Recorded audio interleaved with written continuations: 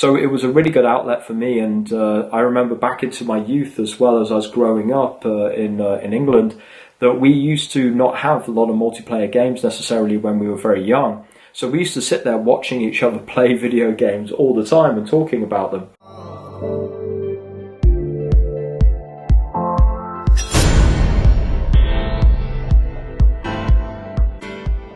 How's it going, everybody? Social Media Mondays. We've got a little bit of a different camera position today because the tripod got a little bit broken, so we're going to have to sort that out. So sorry for the change up of the scenery, but hopefully it's not too bad. I've still got the door behind me as normal. So how's it going? It's been a great start to the week. Had a little bit of a fog brain today, and the daughter's not feeling too well, but apart from that, it was hitting the ground running with the office today and having a good time. So social media, and what I wanted to talk to you today about was actually tell a story about my history with esports and how I came around being into and watching a lot of esports.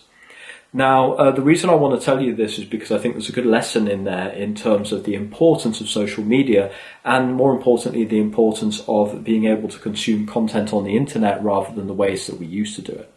So when I moved to Sweden in 2008, there was not so much TV that was in English. Some of the shows had TV in English and not so many did.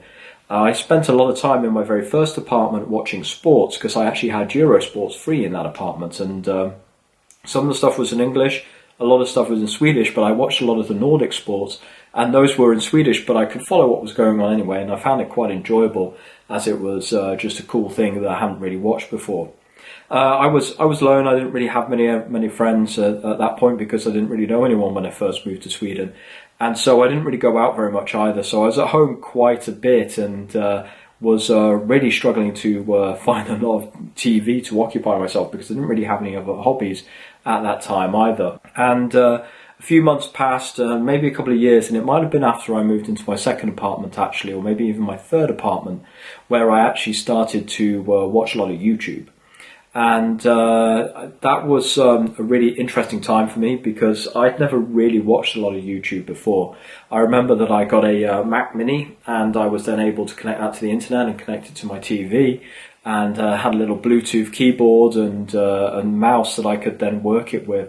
And I started watching a lot more YouTube. I took advantage of that. And then through watching that and through being into video games, I wasn't PC gaming at the time, but I was using my PlayStation a lot, PlayStation 4. I found out that I could watch people playing video games online on YouTube. It was actually something that was extremely popular. And I'd never seen anything about this before. But it quickly turned from something that I did occasionally to be basically spending most of my time when I wasn't working, or if I wasn't out socializing, I would be at home watching YouTube and watching people play video games on YouTube or PC games. And it might sound very strange, but it was because of the accessibility of the content.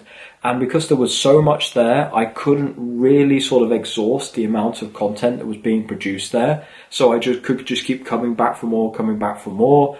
Obviously, it was all on demand because it was all on YouTube. It wasn't broadcast like over a cable network, and it was free. All I needed was an internet connection, and at that time, I also didn't have a good enough internet connection to, for example, be able to do a lot of high definition streaming, or to even download movies in some of the ways that you might do, which might be not be so legal, and I definitely wouldn't recommend.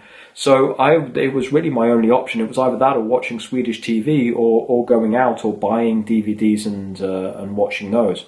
So it was a really good outlet for me, and I remember back into my youth as well as I was growing up in England, that we used to not have a lot of multiplayer games necessarily when we were very young. So we used to sit there watching each other play video games all the time and talking about them. And really, when you're in a YouTube live stream or a Twitch TV stream where someone's streaming, that's exactly the experience that you're getting. It's like you're watching one of your friends play video games and that you can interact with them all the time. And it's certainly a lot of fun. But I think the background and the story of this is really just me trying to say that don't discount content that goes on the internet, because the power of distribution that you have and the power to reach people through accessibility and the democratization of access and the demonetization of access to that content is an extremely powerful tool, and esports wouldn't be where it is today if they tried to lock it down with a TV deal very early. And I think it's to the complement of esports that it's still keeping it so that you can access large tournaments and you can access great content for free. And most of the big esports tournaments are broadcast on Twitch or on YouTube or both for free all the time, so you can access them. Obviously you can pay to get more premium features in those tournaments, but mostly the streams that you can get are excellent and you can consume much. If you haven't looked into esports and you're not sure what I'm even talking about, just check it out. I recommend StarCraft 2 as one of my favourites, the one that I really started with actually. Just go online and into YouTube and just put StarCraft 2 and you'll see two nerds battling it out over a real-time strategy game. It's something that's for nerds, but it's pretty awesome and I love it.